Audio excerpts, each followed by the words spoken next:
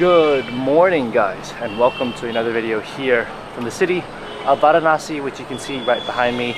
You can see the Ganges just flowing very quickly right down the side of Varanasi. But Varanasi is a religious city, it's a holy city, it's also a food city. And today we are going to go on a street food tour of this city. The street food in this city is incredible. You're gonna find foods you're not gonna find anywhere else in the world, anywhere else in India. It is just so unique and so special here in Varanasi, which makes this place one of the best places to visit, not just for the historical sites, not just for the religious sites, but also the sacred food sites as well. So with that, let's go ahead, let's start exploring this city, let's see what food there is. I'm a bit hungry, but we're gonna go ahead, we're gonna see what the street food scene is like here in Varanasi. And with that, let's go ahead and let's start eating.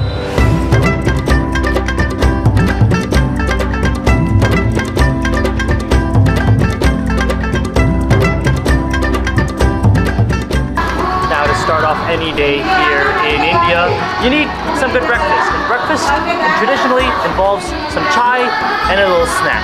First off, we have some chai. They serve it in these little new cafe cups. Usually they serve it in like clay cups, but I think here they're just serving it in some Nescafe cups. Little tiny portions as well. Chai here is not something that's like in a big cup in India. It's like in these like small, almost shot glasses in a way. They're very small portions, very tiny. Let's try some chai out. Yeah, I mean, nothing better than chai in the early morning. It's warm, it's milky, it's sweet.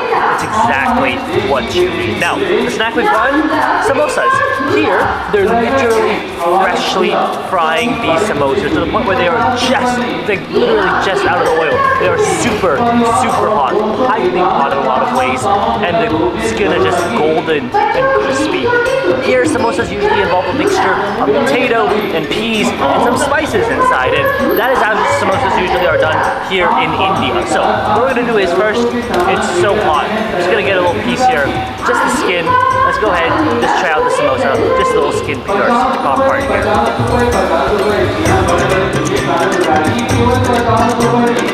Crispy, nice, golden. That's what you want in a samosa. You want it to be nice and crispy and like a good little snack. I mean, obviously, mixed with some chai, that's the perfect combination. Now, the samosa does come with a little chutney here. This chutney is supposed to be like a little spicy, add a little bit more flavor. So what we're gonna do is, we're gonna first get the samosa, we're gonna dip it in this chutney. Hopefully this will give it a little bit of spice, a little bit of flavor. And with that, we're gonna go ahead and we're gonna try out the samosa here. The actual filling of it for once. Let's go for it.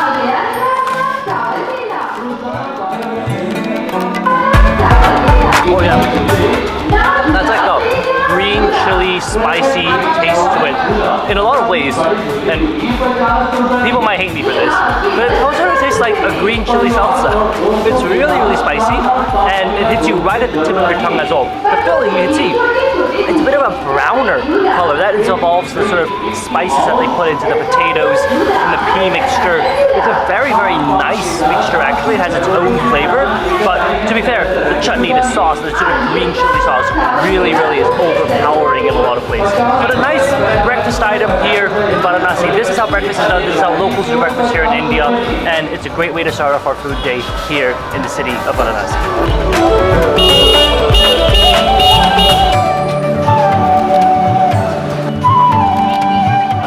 Well, next stop of the day, no street food tour here in India, in Varanasi, is complete without some lassi. This is one of the most authentic places to get lassi and one of the best places to get lassi in India. I mean, Varanasi, like you saw yesterday, we had Thandai lassi. I was blown away by it. So we're gonna keep trying our lassi adventures here in Varanasi. We've come to one of the institutions of lassi here in Varanasi, which is the Blue Lassi shop. If you look up, you can figure out why it's called the Blue Lassi shop. It's literally blue. There are thousands of ID photos, I guess, that are just pasted against the wall. I don't know why people have pasted their ID photos on the wall, but if that's something you'd like to do, you could probably come here and paste your ID photos on the wall as well. But what have we got? We've got a mango cashew lassi. It's yellowish in color, it's got some cashews, some dried fruit, some nuts on top. It looks like an amazing and refreshing combination. And like I said, this is a place that, I mean, based on the photos around me, you can probably tell it's been around for quite a long time. So with that, I'm gonna go ahead we're gonna try our first mango lassi. Ooh, I mean, if you just look at it, you can see there's a bit of mango on top. We've got a bit of like cream, some cashews, some nuts going on. Oh, I think it's spilling over, so we better try it out fast. Let's go ahead and give it a try.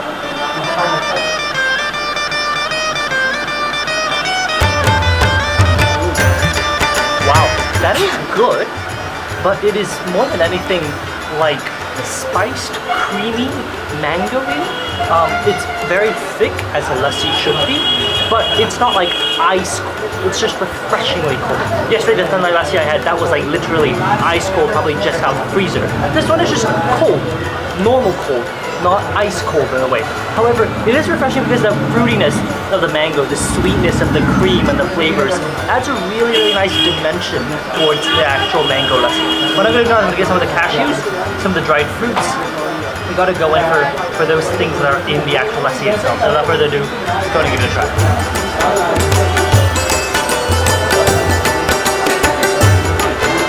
I never thought cashews on mango lassi would work, but it absolutely does.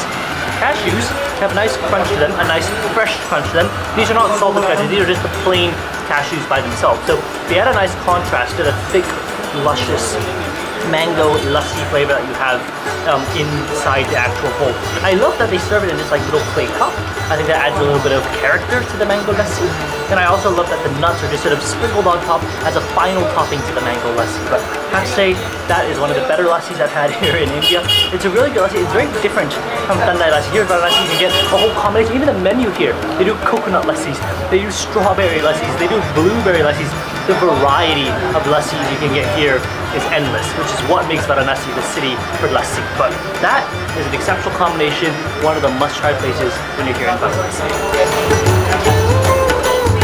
Been on the Lonely Planet guide, this incredible shop.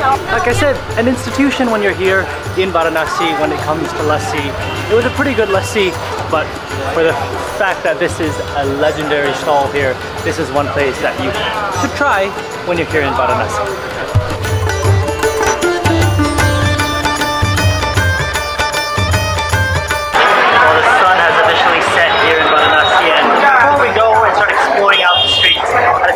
I need a full, proper meal here in Varanasi. And that's why we've come to a place that's called Milan Cafe. It's 2 floors and it is packed with locals. I mean, look at all the locals right behind me. This is a local spot and there are so many people coming here having some delicious food. I've learned something that I actually have yet to try here in India yet. This is my first one. I've never had this before. This is Chana Masala. What is Chana Masala? Chana refers to chickpeas.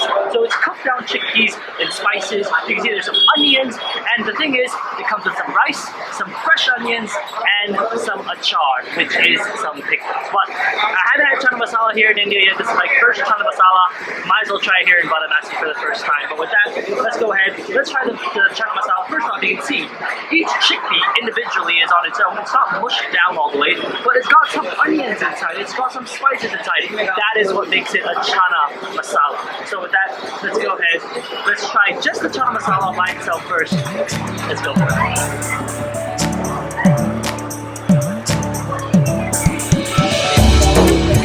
That is spicy. I didn't ask him to put extra spice or anything. He knew I like spicy, and he did not hold back.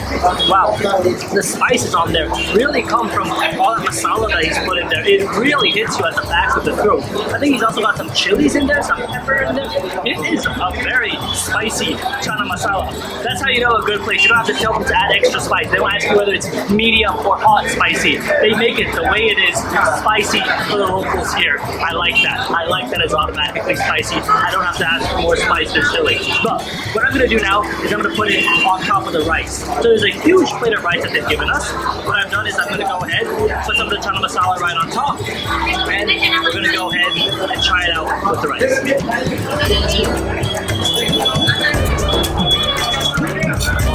That's the way it has to be. You want a bit of that rice that's just absorbing the flavor of the masala. Like I said, the Chana Masala by itself, pretty spicy.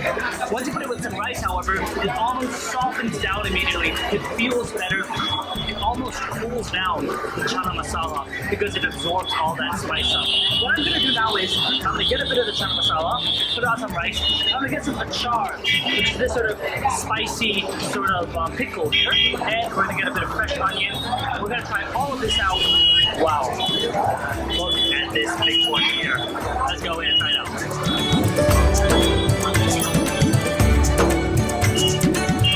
Simple, delicious food.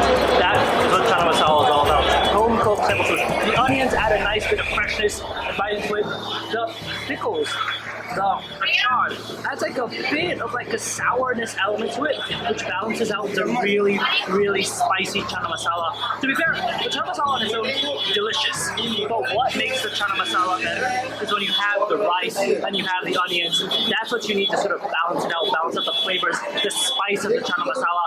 I love that it's spicy, but with some rice and some onions, it just almost increased exponentially. Oh, that chana masala might be one of the best things I've had in India, and I genuinely mean that. The way the chana is cooked, the spices. I was saying, in India, I haven't been really spice challenged yet, but with that, finally, I felt my tongue sort of tingling afterwards. Absolutely delicious. Let's go see what else we can eat here in Varanasi.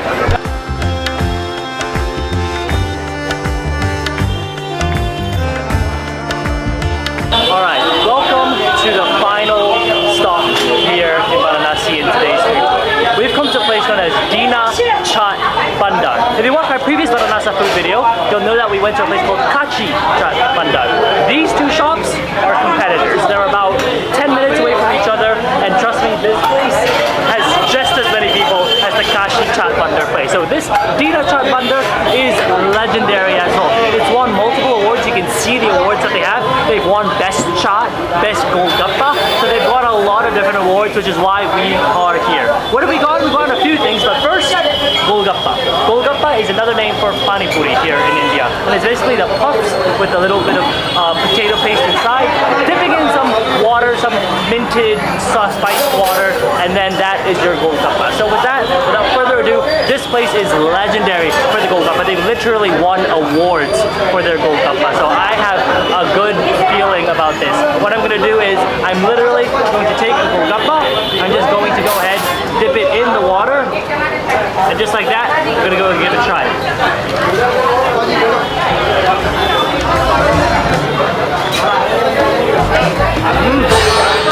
That is a pretty good Golgappa.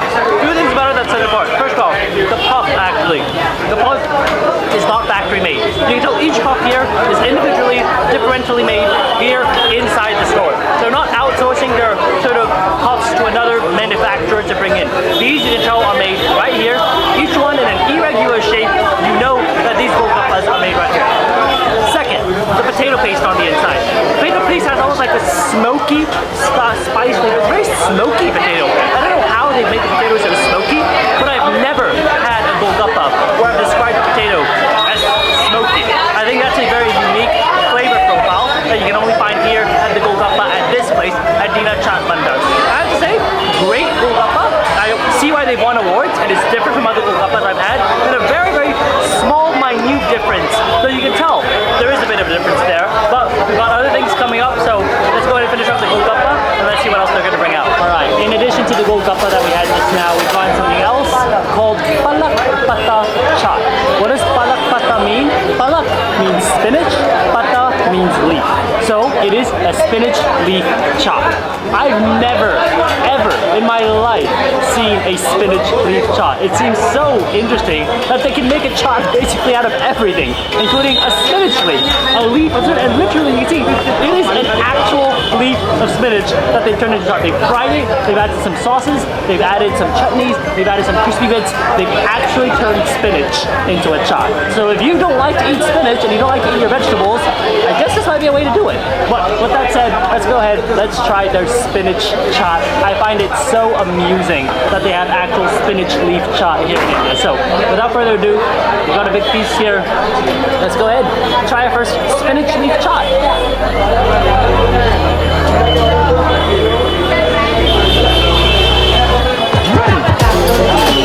Nice, interesting, unique, very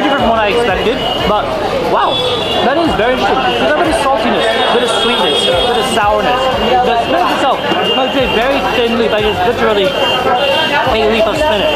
That is literally what it is. Fried on both sides. They've added sauces to add a bit of saltiness, a bit of sweetness, a bit of flavor to it, but overall you can see there are fried pieces of actual spinach. They've used spinach as a base to support all those flavors, which, interestingly enough, works out pretty well. It isn't as substantial of a bite as when you have other things. For example, Patta Chaat. You've got more bite there, you've got more substance there. Here, you've got the leaf as the substance, which in a way sort of makes it lighter as a chaat compared to other chaats you've had. Especially if you've got, like, for example, Untitled Chapter, it's a very, very heavy bowl. But in this case, it's an actual leaf that's serving as the base for the chaat. Although it's deep fried, it does serve as an interesting contrast to the other chaats here in Varanasi.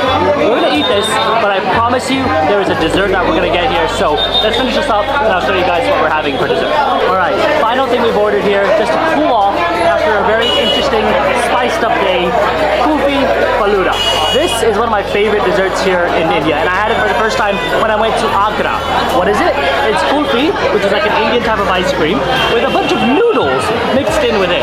Now what's different here is that compared to Agra, it was the noodles first, then the ice cream on top. Here, it's the ice cream first, then the noodles on top. The noodles themselves have some color. They've got some yellow, some red. That was not the case when I was in Agra, but you've also got some kulfi, so I'm pretty curious about how this is gonna go. So we're gonna go ahead, we're gonna get some ice cream, we're gonna get some of the noodles. I mean, literally, the noodles are so slippery here in the kulfi faluda. Let's go ahead and try it out.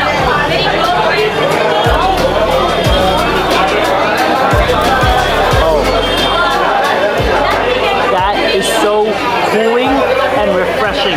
The noodles are a little thicker than the previous noodles I had. The previous noodles I had were very small noodles. I actually like that the noodles are thicker. They carry a lot more sauce. Like, you know when you have pasta, you want spaghetti to carry all that sauce with you. Here, when noodles are used in a dessert, you need it to carry all the melted down kulfi in order to carry all that flavor. So thicker noodles actually really helps it.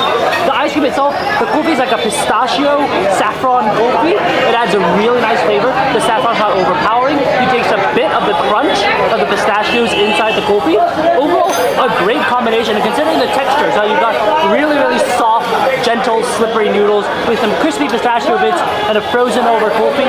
That creates a pretty good combination that works as a pretty refreshing dessert here in Varanasi. I have to say, this kulfi faluda is very, very interesting. I love the kulfi flavor itself. Even if you didn't put the faluda in, I love the kulfi just by itself. The saffron pistachio taste is absolutely excellent. When you've added in that sort of faluda, the sort of slippery noodles in there, it adds a different texture. It's nice, it's refreshing, but overall, it's just a nice dessert to have here in India. You can tell how busy this place is. My goodness, there's so many people. Whew.